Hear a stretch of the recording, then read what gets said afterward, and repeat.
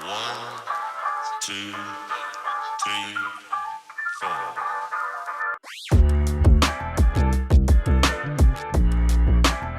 Kia ora koutou and welcome to another episode of SIS. Today's episode sits squarely within our Starting in Science series, which aims at helping students and early career researchers navigate their way through a science career. So, as a bit of a SIS update, I'm really happy to announce that both myself and fellow SIS host Hilary Ireland have recently passed our PhDs. Congratulations, Hilary. Thank you. Congratulations, Erin. Cheers. And wait, there's more. We also are joined today by semi-recent PhD graduate Dr. Yongyan Peng, who we lovingly call Angel. And congratulations, Angel, on your PhD as well. Thank you very much, Erin, and congratulations to Hilary and Erin. Oh, it's just you both did a really good job. Yeah, really happy for you guys. It's a very congratulatory episode today, isn't it? So this episode was somewhat born out of frustration, at least on my part or my side of things.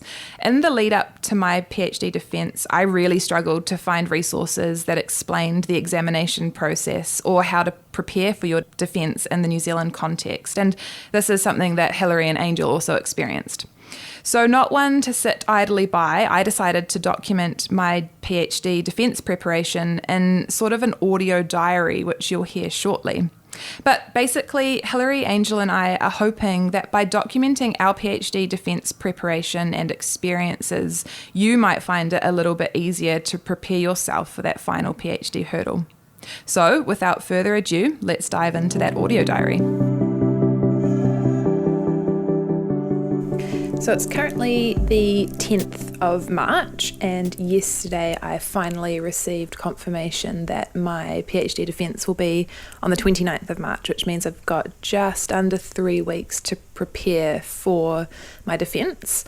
But for me, it's actually been quite lucky, I suppose, because I submitted my thesis on the 25th of November, which means that it's only been a couple of months since then that I have to now defend the thesis.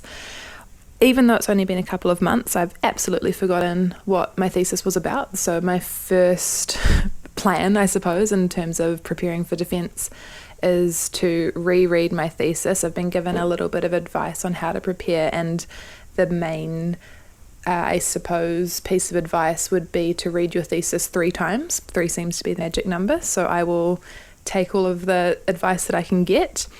The other bits of advice that I've had so far is to make sure that you have a future aspect in the end of your presentation. You get to do a 20-minute presentation, and also to make slides addressing the questions that your examiners have provided you in your examination report. So you get your 20-minute presentation and then have a slide for each question or each amendment that has been made. But apart from that, I haven't had too many insights on how to properly prepare for the defence. The guidelines are available online, but I haven't found them to be particularly helpful. It still feels very much an unknown going forwards in preparing for the next 3 weeks. So today is my first day of prep, I suppose. I only found out yesterday when the defence is. So I will be reading my thesis again and trying to remember what I spent over 3.5 years working on. So wish me luck. So today is the 14th of March, which means I've got just over 2 weeks to prepare for my defence. One thing that I didn't potentially anticipate in the lead up to the defence was the impact that having a full-time job would make on finding time to prepare for my defence. I think people talk a lot during that period between submitting your thesis and finding your sort of first job about the idea that you need to set time aside to write papers and look for postdocs and apply for jobs and all these things around the rest of your life, I suppose, which is, you still got to sleep, eat and see your friends and things like that. But normally you will also have picked up a job in that limbo period because we all need to pay rent and eat food. But I think I didn't anticipate how difficult I would find it to not only find time to prepare for my defence around my full-time job, but also find the motivation to want to prepare for my defence. But what has been working really well for me, which I would absolutely advise anyone to do who is preparing for their defence, is that I've booked weekly meetings into my supervisor's calendars that are progressively going to prepare me for the defence. So my first meeting was to touch base and let them know that I will be defending. The second meeting, which will be on Friday this week, is going to be going over any sort of corrections or amendments that have been suggested for my thesis, and then also talking about any of the questions that have already been raised.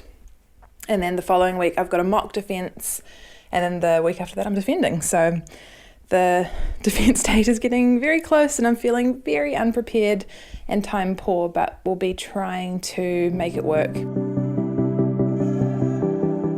So it's currently 10:30 at night on the 16th of March, and I've just finished reading my thesis through for the first time. I've now made all of the corrections that were suggested by my examiner, and I know how to answer all the questions that they've asked me, so feeling like I've made a bit more progress now, although I'm absolutely knackered after working a full day of work and then editing my thesis. So I'll be very much looking forward to a good sleep tonight, but glad to be feeling like that hard chunk of reading the first part is behind me. Did find some mistakes, which I'm mildly embarrassed about, but it is what it is. So it's currently very early on Monday morning, Monday the 20th of March. It's 5:53 a.m. at the moment. I've woken up in a mild panic just because I feel a little bit unprepared for the week ahead, but that's okay. I've snuck in early to work, and I'm currently sitting in one of our little focus rooms working on my thesis defence prep. On Friday, I had a meeting with my supervisors to go over the questions and corrections from my thesis that was suggested by the supervisors, which I was also nervous for because I felt underprepared. However, going into that meeting, I left feeling significantly more prepared than I felt that I was. It's always nice to know that you're on the same page with your supervisors. So Friday afternoon, I left work feeling very confident and very prepared, and then the weekend happened and life got in the way and I didn't have a chance to do any defence prep. So here I am very early Monday morning. I also just checked my calendar and realised that I, past Erin, was far more believing in my capabilities to be pre-planning because I've booked in a mock defence for tomorrow afternoon. My supervisors will hear this later if they listen to this podcast, but I haven't prepped at all. I don't have slides yet. I don't have any idea of what I'm going to be talking about, but it's only a 20-minute presentation and I've pulled them together in less time. All right, so it is the 21st of March. Defence is in 8 days. Just had my mock defence with my supervisors. I basically put a presentation together last night, practiced it once at lunchtime, and then went through and did the practice defence or a mock defence with just my 3 supervisors. It went really well. They said that I, didn't make me cry.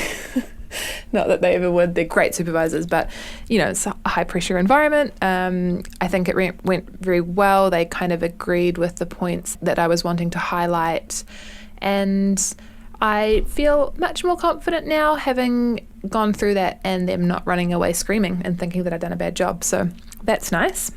But would highly recommend, if you are prepping for a defence, to schedule a mock defence the week out, because I'm now going to go and polish up my presentation and then give it again 2 days before the defence, and then will be the last time that we as a group run over what my presentation is going to be.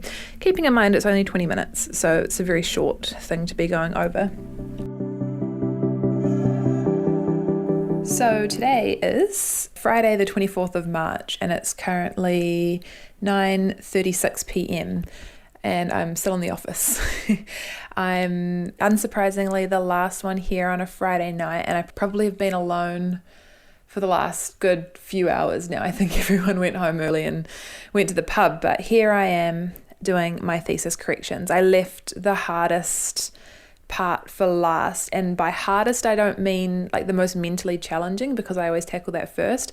I left the hardest in terms of staying motivated and wanting to actually get things done last, which was changing the formatting of part of my thesis, which meant I had to do a whole nother read through, and it's taken me hours, but it's done now, so that's a nice feeling. I did sit here thinking that it's been a long road to get to the point where I can actually like hand everything over to my supervisors and say that everything is now ready for my defense. So that's kind of a good feeling. It is weird thinking that I'm defending my thesis on Wednesday and I can no longer say next Wednesday or next week or in 2 weeks' time. So once you remove that little word next in front of the day that you're talking about, things become a lot more real. So the countdown is really on when I can now say that I'm defending on Wednesday and people don't ask me which Wednesday. A bittersweet moment. I feel really happy to be at this point, obviously, but it's also a bit sad. I've been thinking a lot about finishing my PhD and what that actually means. And it means, yes, in one part, moving on to that next chapter of your life, but it also means almost divorcing your research. And I feel a little bit nostalgic at the thought of not working on this project anymore, or not working with the same people that I work with every day. I've been really lucky to have a really great team of people around me, and I'm just going to be a little bit sad to move on from that, to be honest. But onwards and upwards, I suppose. That's the only option. I either keep doing it or I move on, and I'm choosing to move on. So that's how I'm feeling at the moment. A little bit more prepped, a little bit more sad, a bit nostalgic, but it's also possibly because I'm well overtired, haven't eaten for a good few hours, and need to really go home and let the security people come in and turn off the lights. So I should do that. So it is 10:21 p.m. on Saturday night, and I'm yet again in the office at Plant and Food. So my hopes that last night be my last late night ever have been dashed because I'm still here. I basically have been going through my entire thesis and finding areas where I can't give an eloquent answer off the top of my head if I was to be questioned about it. So it's often for me, things around like methodology, like how did you do this math problem? But basically I've gone through and I've figured out all of the spots where I needed some extra thinking around, and I'm now done. So I've gone through the whole thesis, I've answered all the questions that the examiner is going to ask, and now I've predicted all of the questions that the examiner might ask. So I guess in that sense I'm now as prepared as I possibly can be. Yeah, the run-up has been very much a roller coaster the last couple of days. I go from feeling really prepared to not prepared at all, having lots of, time off, being able to do other things, and then cramming everything into a small amount of time, particularly at the end of the night when things start to get a little bit stressful. So that's where I'm at the moment. Countdown's still on, got till Wednesday, it's currently Saturday, so yeah, almost there. Okay, so it is Monday the 27th of March, which means I'm defending in 2 days' time. I presented I'm just sitting in my car in case you can hear noise coming around me, but I presented my oral examination talk to my wider science group today, which went pretty well. I felt like I had the content down and the delivery was within the timeline that it had to be, and everything got good feedback and everything, which is great. And then I explicitly asked my supervisors for feedback afterwards, and they told me that they thought that I had over-delivered basically, and that the talk that I gave was too polished and I was at risk of, I suppose, over-preparing now, which I guess could be taken positively in the sense that I can chill for a bit and not be quite so intense with the prep. But it's, to be honest, and I know this wasn't their intention at all, I think they were trying to tell me to chill out and relax a bit, but it actually shook me quite a bit. I think I was feeling much more confident until now. It's no critique on my supervisors at all. It was probably the critique that I needed to just chill out a little bit. So we'll be taking it easy for the next 2 days, I suppose. It is 8:38 p.m. the night before my thesis defense, which is exciting. I've spent the day just kind of getting those little things that have been worrying me about my thesis straight in my head, or not so much worrying me about my thesis, questions that I think I'll be nervous to answer if I get asked them during the examination. So that's how my day's been spent. Obviously, I was told that I was at risk of over-preparing the last couple of days, which threw me a little bit, but in hindsight now, as standing here about to defend my thesis tomorrow, I don't think I would have felt as relaxed or prepared as I do now if I wasn't over-prepared earlier, if that makes sense. I feel like I was able to ease up today, and I'm going to go to bed shortly and have a good sleep and take it easy for the rest of the evening and most of tomorrow morning. But I don't feel that I would have given myself that time to kind of calm down and chill out a bit if I wasn't already feeling like I was over-prepared. I hope that makes sense. I'm not sure if it does, but that's just how I'm feeling at the moment. Good morning. It is Defence Day. I have woken up in a very chipper mood for some reason. I had good sleep last night, which is good. Driving to the defence location, which is my work. I'm not driving for safety reasons. Vince is driving, my partner Vince. Thanks, Vince. I'm going to get a coffee and then I'm going to go defend my thesis. Today's the day.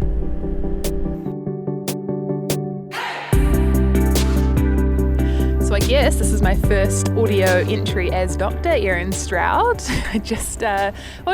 About 45 minutes ago I got out of my PhD defence, and obviously it went pretty well. I went in at 11, got out at maybe 10 past 1, which was quite long, but they also asked me, they said about halfway through that they had enough to make their decision, but I could keep going if I wanted. I said that I wanted to keep going because no one else is ever going to talk to me in this depth about my thesis again, so why not? But it went really well. My examiners were so thoughtful and kind but fair, and actually, had really read the thesis, so I feel really privileged to have been examined by them.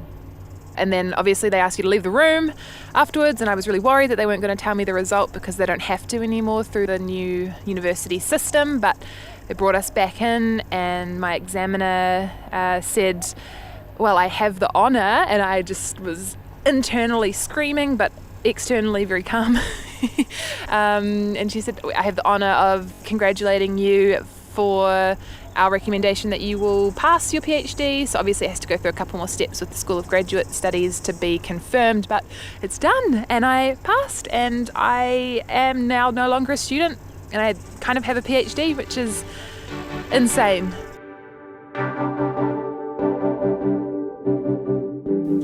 So you would have just heard me immediately after defending my PhD. And while getting one person's perspective on preparing and defending your thesis is helpful, multiple perspectives are even better. So Hilary and Angel are going to give us some insights into their defence journeys also. So Hilary, how did you prepare for your PhD defence? Well, there's how I intended to prepare and then what actually happened. So I intended to have at least 2 weeks to prepare, and then work and family commitments just were the same as they always were, frankly, busy. And so I don't know how I was going to exactly fit it all in. And so I didn't in the end over the 2 weeks. And then it got about 3 days to crunch time. And I was just like, I've really just got to lock myself in a room. Yeah, and so 3 days to do it all was not advisable. Yeah, I can imagine that increases the pressure on an already pressure-filled situation. So it had been about 9 months since I submitted, so it was quite a long time, but I was also still working on the research in some capacity. Yeah. My supervisors and I have a master's student working on some of the follow-on experiments that I didn't get around to that we need to do for publication. And so I was still sort of in the mindset of the research, but still it wasn't the full 300-page thesis that was sitting in my head. So 3 days, went over the thesis once, and, I from your audio diary that, going over it 2 to 3 times is good, and I hear that a lot after woods. Yeah. Having asked people what they did to prepare, 2 to 3 days. I think this podcast episode is going to be really useful, frankly, because I didn't have that advice before I went into it.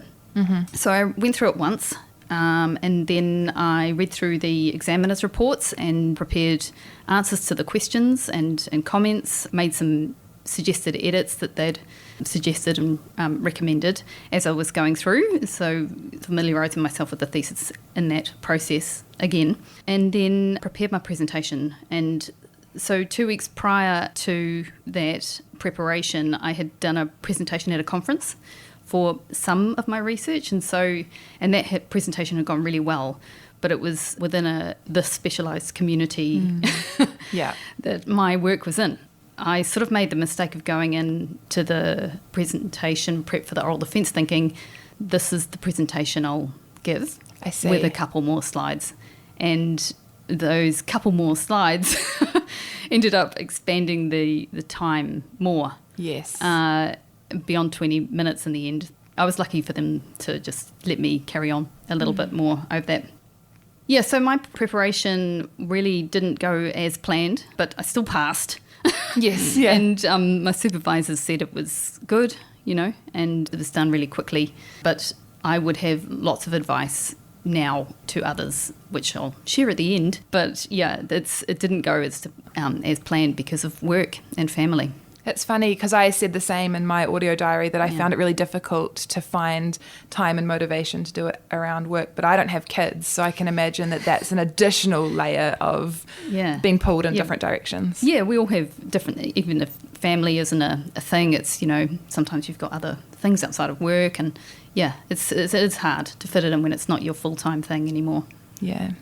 And what about you, Angel? How is your defence? It was actually your preparation for your defence. Yeah. It was actually pretty similar to both of your journey. So I was also given a few weeks ahead of the defence to prepare.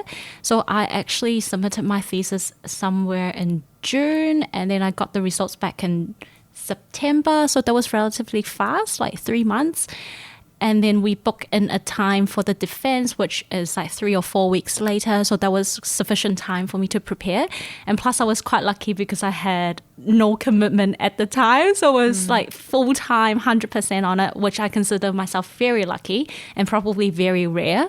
But it was really good. I firstly got the examiner report, and I looked through all the edits and questions, and I tackled the easiest first to get my mindset, right into the thesis, to look at it again. So I changed all the suggested edits, and then I changed, all the minor details, and then I tackled on the big questions that requires a lot more reading up on the background and combining with my results over the past 3 years. And I actually wrote all my elaborated answers on a piece of paper and go through it all the time to see if I need to add any more things on it. And I also prepared supporting information on the end of my presentation. So while I was preparing for the 20-minute presentation, I also have more slides containing information that the examiners might be interested in for when I explain my answers. So I would recommend doing that. And I also did a mock defense like you did, Erin. So I actually asked my supervisors and a few members of my team to sit down and listen to my presentation and pretend that they are mean examiners. So I asked them, please throw any questions at me. They don't have to be the one on the list. You can throw any new questions at me, because sometimes the new questions can spark some of the insights and something that I need to look into further so I can help construct my answers better for my defense.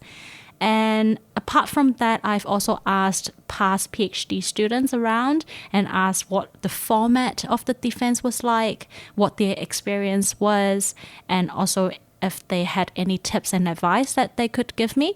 So it was pretty much this podcast episodes, but except, at the time we didn't have any resources.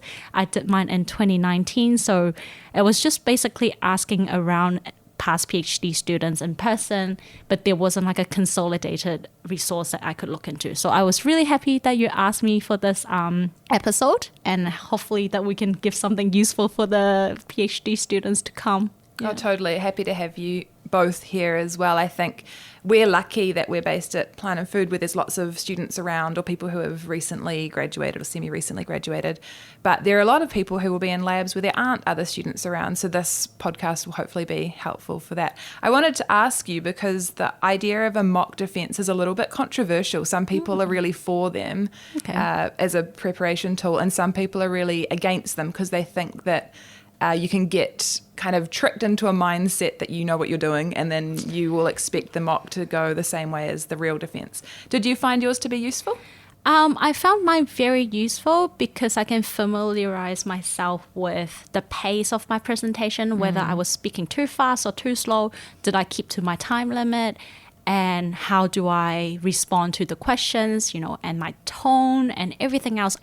I found the mock was really helpful, but I also see where it can be dangerous that you think you know what you're going to do. So I guess you just have to stay humble and not think that, oh, okay, I got this, I can do it. Yeah. So it's, mock defense, highly recommend. Yeah. Looking back now at your defence preparation, is there anything that you would have done differently, Angel? I think looking back now, I would tell myself to stop over worrying. Think of the oral defense as going into a room to have a healthy and stimulating science conversation with the people who actually took the time and who cares to read your 3.5 years of work, because not so many people do that. So you just have to, think of it as a really positive experience. And so it also helps you to prepare your defense, because if you're less scared of going in, then you'll prepare and do better. What about you, Hilary? Anything that you'd change looking back? Just the timeline, really. I think the structure of the preparation was the same as what I would do, but I would have done it over a longer period, and I would have done the dry run. I would have done the mock defence. One of my supervisors said, should we do a dry run? But I was thinking, I just don't know when I'm going to be able to fit that in. So I said, no, I think I'm all right, because I'd just done that presentation at the specialised conference, and that had gone well. So I would have done a mock defence. I think that's a fantastic way to do it. I think if you go in with the right mindset of what this is, there's no danger associated with a mock defence. I think it's also tricky for you, particularly Hilary, and people in your situation that had a 9-month or longer gap between submitting and defending. That's a really long time to try and keep your defence prep and thesis in your head. Yes, it was a long time. But as I say, I did get to sort of keep my hand in the research on a regular basis with the master's student. And it's why I was pretty exhausted after it. Because it was like, I'd just been sort of holding my breath in a way until that moment. So skipping ahead a little bit, thinking of your actual defence day, what was that day like for you? Did you feel nervous? Did you feel confident? Were there any last minute things that you did running into the room to prepare, Hilary? So I did it in what they call a focus room here, because it was all online. So we were all on Zoom. So I went into a little room that just had the video conference equipment, and I was just a little nervous, but I felt really ready for it, even though the preparation had been a bit crammed in a way. But I was ready, and I did, this is going to sound silly, so but I did want to do, I don't know if you've heard of power posing. Yes. You've seen the TED talk on power posing? Yeah. I haven't. You have to fill me in. It's it's also called a Superman pose. You stand with your hands on your hips and your shoulders back and everything, and you're standing in that legs kind of hip width, and in a really steady pose. You stand like that for about 5 minutes. It changes your physiology to be more calm. Oh, cool. And because I was super, super, super nervous at the specialised conference that I'd done the presentation, I went into a bathroom cubicle where no one could see me being silly and did the Superman pose for 5 minutes. And I've never been that calm before giving a presentation. Wow. So I wanted to do that, but I ran out of time. Okay. That's kind of the story of my defence prep was that. So I think I stood there for about 10 seconds, which I don't think is enough to really kick it in. But I wasn't hugely nervous anyway. But then before all the examiners joined the video conference, I went through everything again quickly, just went over the examiners' report, my answers to their questions, which I had gone through and sort of bolded out the key things that I wanted to get across, and then quickly went through my slides again, and then we were off. Yeah. Exciting. Then it all began. What about you, Angel? How were you feeling on the day? I felt nervous, but I tried to do something to make me feel more, natural. So I've actually learned the power pose from Grey's Anatomy. I don't know if you watched it. There was this one character, Amelia Shepherd. She does this like Superman power pose before she does her brain surgeries. So that's how I learned. So that's one tip that I kind of know to like set yourself in the right mood. But another tip that I actually did on the day was actually go into the room and walk around the room and actually familiarize myself with the setting. I touched the chairs and the tables and kind of like mark it as my territory. I love that. Yeah. So then I feel very comfortable in this room because I know the settings, I know where things are, and I just feel less nervous about it and feel more natural at it. So yeah, that's also one of the psychological tips that I've got from people over the years. But actually on the defense day, I actually went through my presentation one last time before my defense. My defense was at 10 a.m. So I woke up at around like 6 or 7 to run through the 20-minute presentation one last time. And I didn't worry. I didn't have to worry about remembering the answers because I actually brought my cheat sheets, which you're allowed to. You put your answers on your paper and you actually, just answer your questions afterwards with the reminders on your cheat sheet. So that was good. Another thing that really helped me to prepare for the day was actually to have a very good night's sleep. So actually on the day before, I did all my preparation one last time and actually took the time off to relax and rest and really get myself into the mood for the next morning. So I went to sleep early, had a very good night's sleep, and then I wake up with a sharp mind in the morning. So in the morning, I would go through the presentation one last time and then stop there. And just think, oh, okay, this is something fun I'm going to go into. There's no need to be nervous. And then I go into the room and touch everything. It's such a mind game. That last, the moments before you defend is such a mind game. Yes. I wonder, did you enjoy, because obviously your defence was in person. You went and were in the same room as your examiners, whereas Hilary and I were both virtual. Did you enjoy the in-person format? Definitely do, because I don't know if it was just me, but if I do meetings online, I tend to only just hear 90% or 80% of the signal. Like I do have some like loss of words through the computers and stuff. So I would actually prefer to be in person, and I love the experience because I can ask the examiner, can you please repeat one more time and make sure that I got the questions right? Or yeah, it was just way easier in person. But I also feel like if you're doing it over Zoom or online, it takes away that, nervousness. You can be, comfortably in your room, maybe in your pajama, because you don't see, they probably don't see your pajama pants. So you can be more comfortable. But yeah, I really enjoyed my in-person experience. Yeah. What about you, Hilary? How did you find the online format versus when I started my PhD? This was pre-COVID, so I anticipated an in-person defence, but obviously that wasn't how it panned out for us. No, that's right. Yes. I was okay with it being online. As you say, with COVID, most things shifted to online, and gradually we've gone back to in-person with some things, just in general. So I was okay with it being online. I think what helped with my nerves was that on the two screens I could put up like my presentation on one and the examiner's reports on the other, and essentially hide the video stream of all the people there, because I was worried about being slightly derailed by a funny look from someone. Sure. Not any one person in particular, but just, I was glad to be able to just sort of get that part of the input out of sight. Totally, yeah. But I totally think that, marking your territory kind of thing about an in-person meeting is so important. I love that idea. And familiarising yourself with the room beforehand is essential, I think, for any kind of presentation setting, or even, going up to the lectern or prior to actually being up there to do your presentation. Those sorts of things are, really excellent ways to prepare yourself to get away those nerves. So, I was okay with the online format. It worked for me. Yeah. So speaking about the actual defence itself, what was the defence day like for you, the actual process of defending your thesis? Was that a positive one, a negative one? Did you enjoy it? I did. I enjoyed it because, it had been a long time coming, really. Yeah. Not just the 9 months of, waiting from after submission, but it had been over a long period because I'd taken a year off for maternity leave.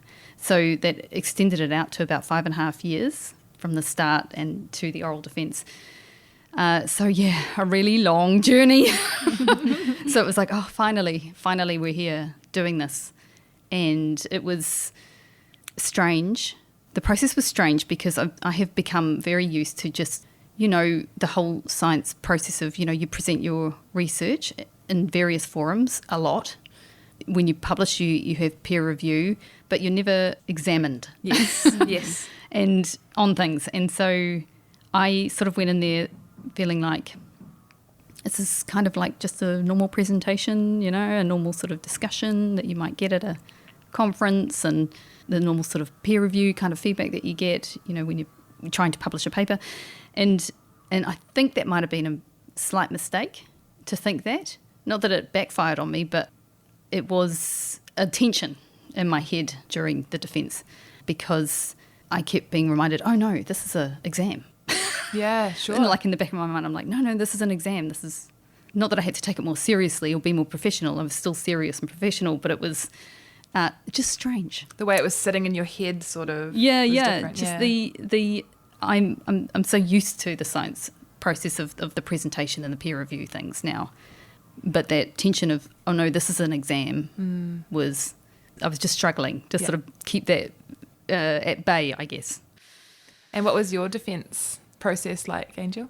So it was in 2019, so it was pre-COVID, so everything was in person. So I actually went to the examination room in uni and I met the chair and the two examiners and outside of the room. So we introduced ourselves and we shake hands, and then we went into the room, and while they were sitting down, I was walking around the room, touching everything and setting up the technology. So I actually pulled up my presentation while they were chatting away. And then when everything is like ready to go, the chair, formally started the process, and I gave my 20-minute presentation, and it was followed by questions that were on the list. So overall, it took a bit over 2 hours for me, which is normal.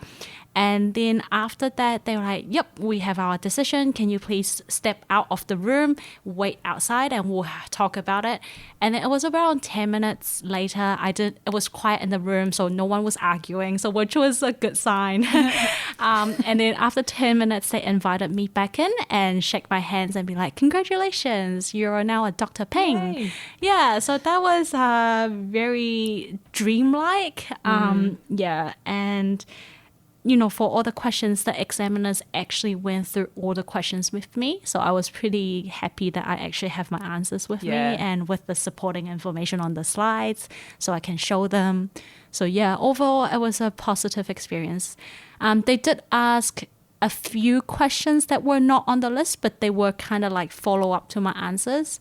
So that's something to be aware of, I guess, when you prepare for the defense, is that maybe think a bit ahead of your answers, Yeah, I think that's a good tip for people who are preparing their defence, to prepare outside of the questions, but don't ignore that question list, because they will stick to it and they will ask you every question on that list if they have the time. How long was your defence, Hilary? It was actually really similar timings to what Angel's just mapped out there. Yeah. So a warm-up first was just the chair and a School of Graduate Studies kind of person who didn't stay throughout the whole thing.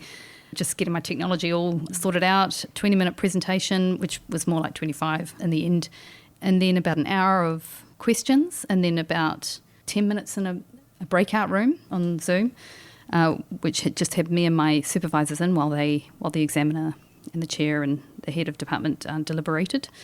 And then we came back into the room and back into the main room, and they congratulated me and then laid out, the next steps, and then it was done. Yeah. So, just over 2 and a bit hours, Worth noting here as well that all of us went to the University of Auckland to do our PhDs. So this will be consistent across that university. I believe it's pretty similar across all New Zealand universities, but just to be aware that if you are at Massey or another university within New Zealand or externally, it may be slightly different. So double check on your guidelines there. So how did you feel immediately after defending?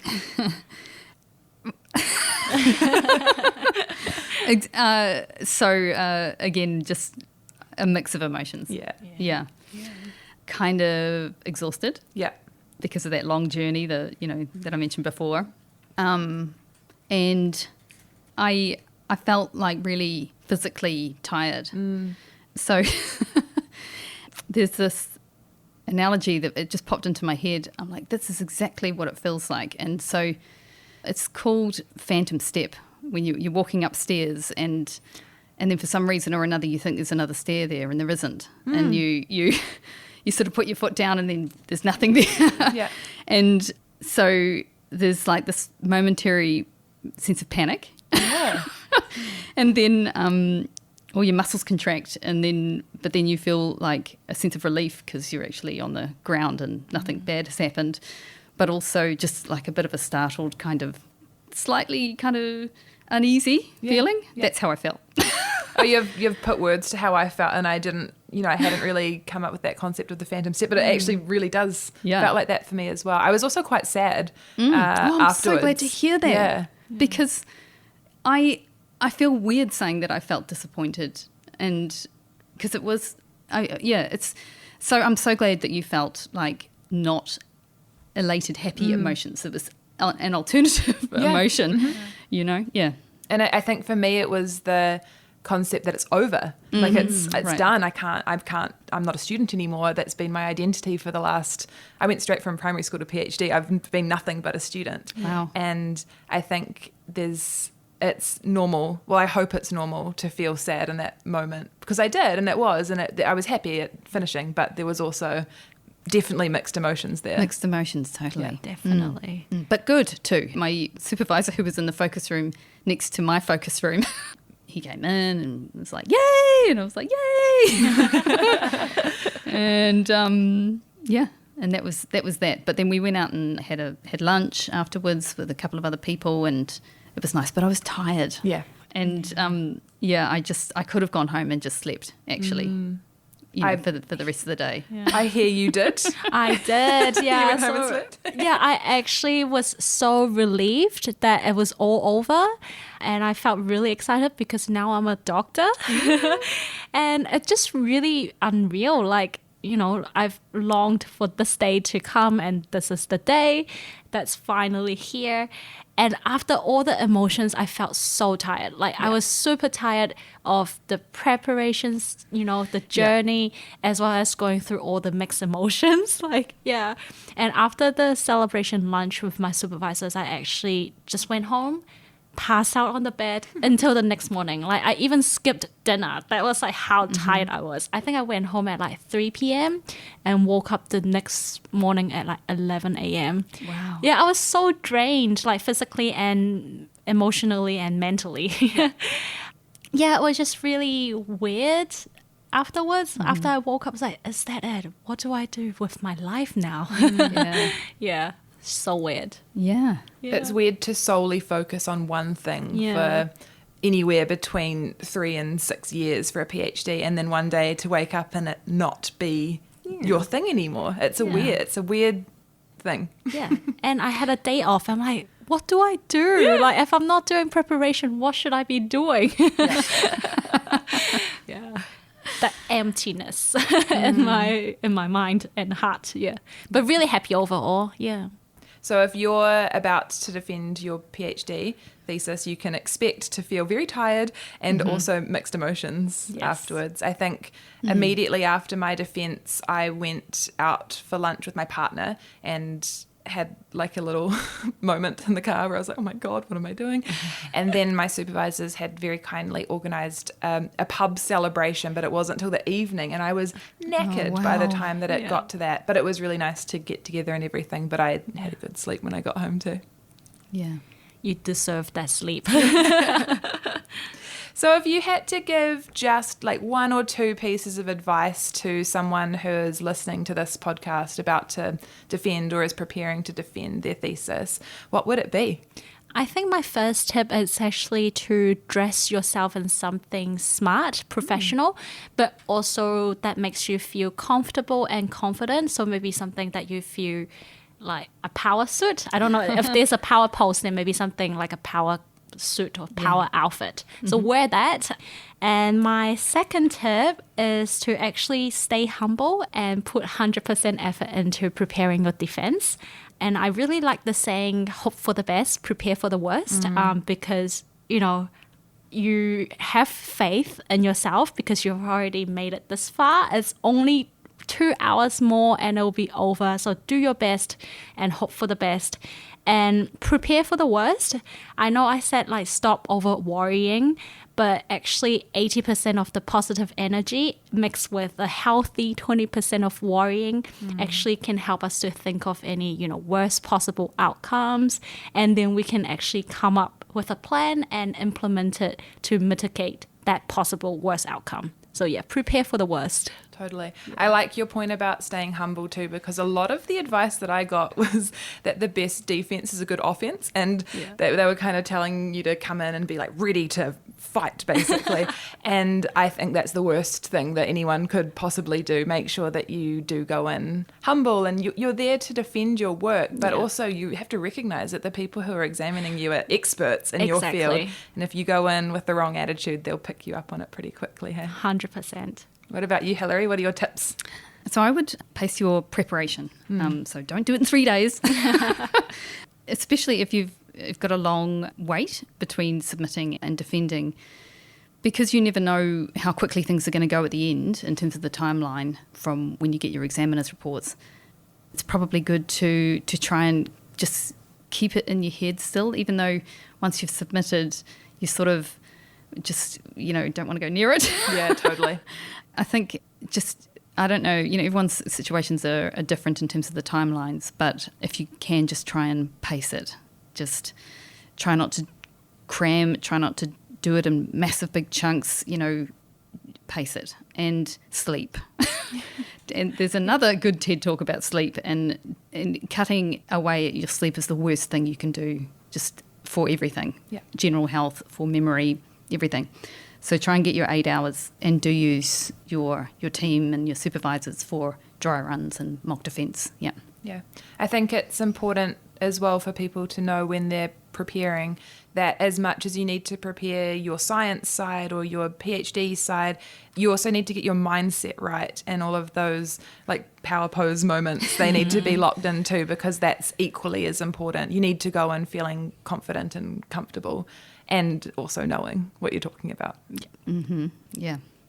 So on that note, thank you both so much for joining me today and sharing your defence journeys. I really hope that this podcast will become a resource that will help the next cycle of PhD students coming through, so they don't have to stumble along as we have. So thank you so much for both of your time. Thank you. Thank you, Erin. It's great that you've put this series together. It's clearly a much needed resource. So thanks. I wish I have this episode when I was preparing my defense. Well, now the next lot do, so that's good. And thank you for listening. Don't forget to check us out on our website or any of your favourite podcast platforms. Until then, mā te wā.